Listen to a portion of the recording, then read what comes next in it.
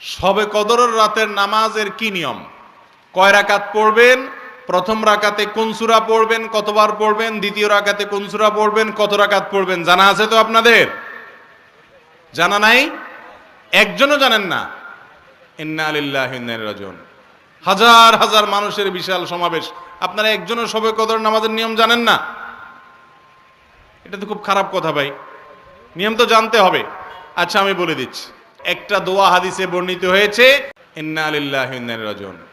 হাজার হাজার মানুষের বিশাল সমাবেশ, আপনারা একজনও শবে কদর নামাজের নিয়ম জানেন না?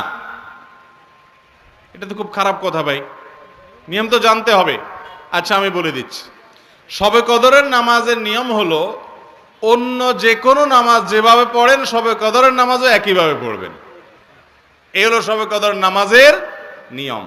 এমন কোনো কথা নাই যে শবে কদরের নামাজে প্রথম রাকাতে সূরা ফাতিহার পর অমুক সূরা এতবার পড়তে হবে, দ্বিতীয় রাকাতে ততবার পড়তে হবে, এরকম কোনো কথা কোরআন হাদিসে, এগুলা মন গড়া বিভিন্ন সিস্টেম, বিভিন্ন পদ্ধতির কথা, বিভিন্ন আপনার বাজারে নামাজ শিক্ষার বই নামে অনেক বই আছে, সব বই না, কিছু কিছু বই আছে, এইসব বইতে শবে কদরের নামাজ এত রাকাত, প্রথম রাকাতের এই নিয়ম, দ্বিতীয় রাকাতের ওই নিয়ম, এরকম বিভিন্ন কথা বলা আছে। এগুলো সব ভিত্তিহীন, মন গড়া, এগুলো কোরআন হাদিসে নাই। কোরআন হাদিসে লাইলাতুল কদরে অন্য রাতের মতো আপনি নামাজ পড়বেন, একটু লম্বা সময় নিয়ে পড়বেন।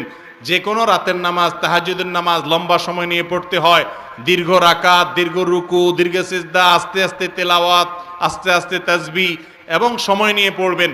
দুই রাকাত করে পড়বেন, যে কোনো সূরা দিয়ে পড়তে পারেন, একবার পড়বেন না দুইবার পড়বেন সূরা ফাতিহার পরে সূরা, এটা আপনার ব্যাপার, কোনো সূরা নির্ধারিত না। আপনি লাইলাতুল কদরের একটা জিনিস নির্ধারিত, সেটা হলো একটা দোয়া হাদিসে বর্ণিত হয়েছে, আম্মা জান আয়েশা রাদিয়াল্লাহু তাআলা আনহাকে নবী করিম সাল্লাল্লাহু আলাইহি সাল্লাম শিক্ষা দিয়েছেন, তুমি যদি লাইলাতুল কদর পাও তাহলে দোয়া করবা। কি দোয়া? আল্লাহুম্মা ইন্নাকা আফুউন তুহিব্বুল আফওয়া ফাআফু আন্নী।